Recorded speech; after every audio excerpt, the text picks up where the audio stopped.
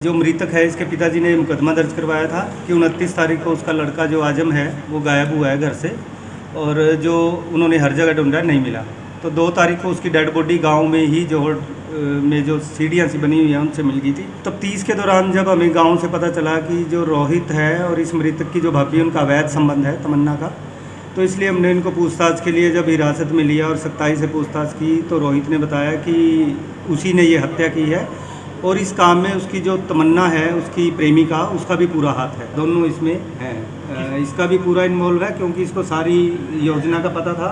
इसने ये भी पता था कि इसकी हत्या कर दी है, इसको ये भी पता था कि डेड बॉडी कहाँ पड़ी है। इसमें 302 में हमने इनको दोनों को अरेस्ट किया है, रिमांड पे लिया था। वो चाकू हमने बरामद कर लिया जिससे इसकी हत्या की थी, वो मोबाइल फ़ोन हमने बरामद कर लिया है, और रोहित ने इसके पति को मारने के लिए भी जहर दिया था कई दिन पहले, वो जहर भी इस लेडी ने बरामद करवा दिया।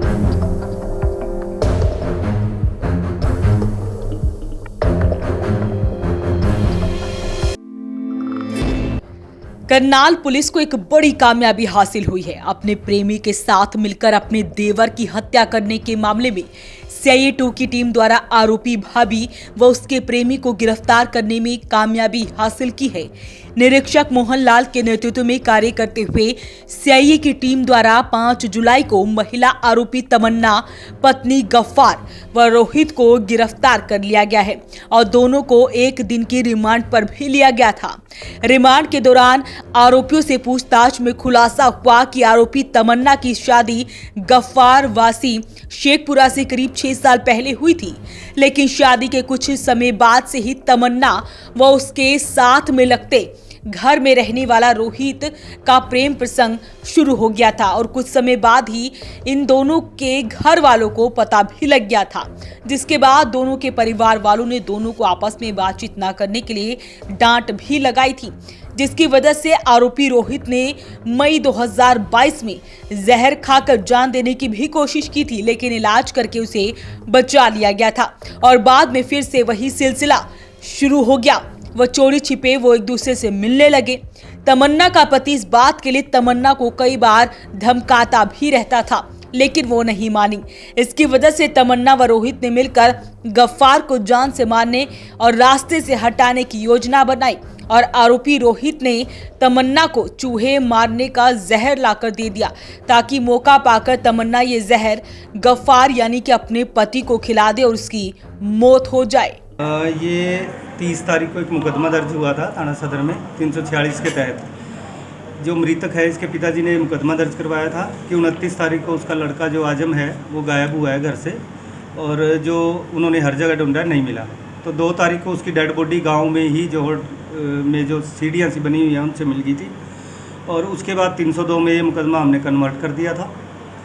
तो तफ्तीश के दौरान जब हमें गांव से पता चला कि जो रोहित है और इस मृतक की जो भाभी उनका अवैध संबंध है तमन्ना का, तो इसलिए हमने इनको पूछताछ के लिए जब हिरासत में लिया और सख्ताई से पूछताछ की तो रोहित ने बताया कि उसी ने ये हत्या की है, और इस काम में उसकी जो तमन्ना है उसकी प्रेमिका उसका भी पूरा हाथ है।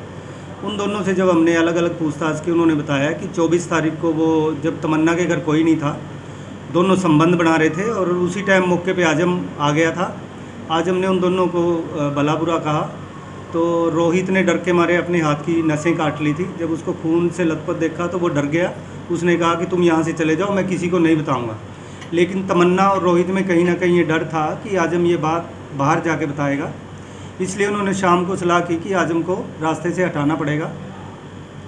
तमन्ना ने कहा कि हमारे घर में काफ़ी सारे लोग होते हैं, मैं इनको 3-4 को लेके चली जाऊंगी किसी बहाने से, और तुम बाद में इसकी हत्या कर देना। तमन्ना योजना के अनुसार ईद वाले दिन उनको पति को और ननंद को लेके लाडवा के पास एक गांव में चली गई। रात को उसने इसको आजम को फ़ोन किया कि रोहित को एक बार मिल लो, वो मरने की धमकी दे रहा है, जैसे पहले उसने जहर खाया था आज भी जहर ना खा ले।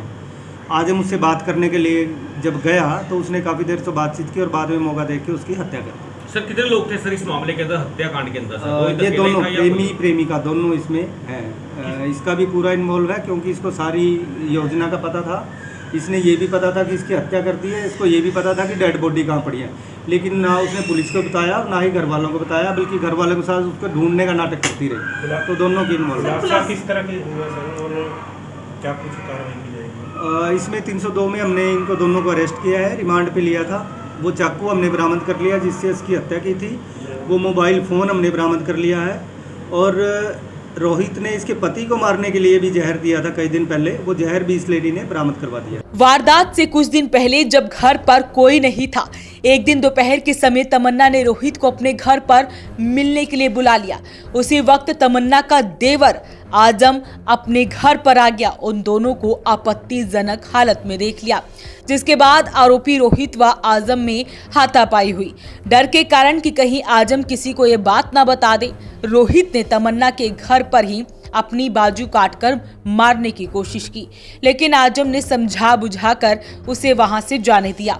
लेकिन तमन्ना व रोहित को डर सता रहा था कि कहीं आजम ये बात किसी को ना बता दे, और दोनों ने मिलकर आजम की हत्या करने की योजना ही बना डाली। योजना के अनुसार 29 जून को ईद वाले दिन तमन्ना अपने पति व ननद को साथ लेकर बुआ से मिलने लाडवा चली गई और पीछे से आजम को फोन करके रोहित के पास भेज दिया और रोहित को भी उसके बारे में बता दिया। जब आजम रोहित के पास गांव के जोहड़ पर पहुंच गया तो काफी समय तक दोनों की घटना के बारे में बातचीत होती रही। इसी दौरान आरोपी रोहित ने मौका पाकर आजम पर चाकू से वार कर दिए और उसका मोबाइल फोन भी तोड़ दिया और उसकी डेड बॉडी को जोहड़ के पास ही छोड़कर फरार हो गया, जिसके बाद आरोपी साधारण तरीके से रहने लग गया था। इसका पति जो गफ्फार था उसको भी मारने की योजना थी। तो कब से संबंध थे सर इनके करीब 5 साल से संबंध थे। जो इस लेडी ने बताया कि इसकी शादी तो गफ्फार से हुई थी, लेकिन वो सेक्सुअली वीक है, इसलिए उसके पड़ोस में रहने वाले इससे रोहित से संबंध हो गए थे और वो संबंध इनके लगातार चल रहे थे। पूरे गांव को, पड़ोस को, सभी को पता था, दोनों परिवारों को पता था कि इन दोनों के अवैध संबंध है। शादी करने का भी कोई इनका प्लान था सर? अब जैसे एक की इन्होंने हत्या कर दी थी, दूसरे की प्लान थी और उसके बाद इन दोनों ने शादी करनी थी। सर, जिस तरह से पुलिस पे दबाव बनाया गया सर इस पूरे मामले को लेकर, आजम की 18 साल। सर, जिस तरह से दबाव बनाया गया पूरे प्रशासन के ऊपर और लाश नहीं उठाने की बात कही गई थी, तो इससे और इसका पूरा का पूरा मामला जो है खुलकर सामने आ गया। तो क्या लगता है आपको? बिल्कुल, क्योंकि जिस दिन ये डेड बॉडी रिकवर की, पोस्टमार्टम हमने करवाया, तो परिवार वालों ने कहा कि पहले जो इसके हत्यारे हैं उनको गिरफ्तार करो, उसके बाद ही हम डेड बॉडी को उठाएंगे।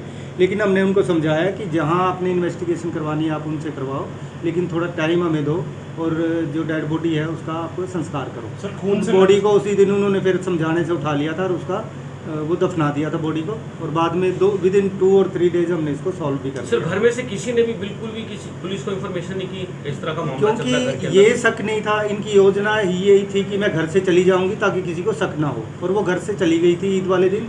गफ्फार, उसकी पत्नी तमन्ना और जो उसकी गफ्फार की बहन अफजाना, वो सारे घर से। ईद वाले दिन पूरी है? बिल्कुल, ये ईद वाले दिन की कहानी है। ईद वाले दिन वो जैसे ही गई, शाम को उसने इसके पास भेज दिया और उसने इसका मर्डर किया। आजम के कपड़े खून से लथपथ थे, किस चीज़ से वार किया गया था? इसमें चाकू से उसका मर्डर किया गया था। करीब 14-15 वार उस पर किए गए थे, और चाकू हमने बरामद कर लिया। इस वारदात के संबंध में मृतक आजम के पिता ने 30 जून को थाना सदर में एक शिकायत दी थी। उसने बताया था कि उसका लड़का आजम 29 जून रात से करीब 9 बजे से गायब है, जिसको सभी संभावित जगह पर खोजा गया, लेकिन वो कहीं भी नहीं मिला और उसका मोबाइल फोन भी बंद था। इस संबंध में थाना सदर में मुकदमा दर्ज हुआ, जिसके बाद पुलिस ने जांच की तो सारे मामले का खुलासा हुआ।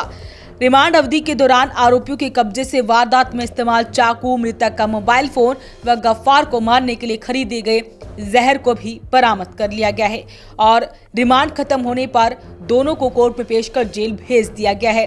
तो इस तरह से दोनों ने पहले तो अपने पति को जान से मारने के लिए पूरी योजना रची, उसके बाद देवर को ही इन्होंने प्लान बनाकर मार दिया। तो इस खबर को लेकर आप क्या कुछ सोचते हैं, हमें कमेंट बॉक्स में जरूर लिखें। साथ ही वीडियो को ज्यादा से ज्यादा शेयर जरूर करें। वॉइस ऑफ पानीपत के लिए ब्यूरो रिपोर्ट।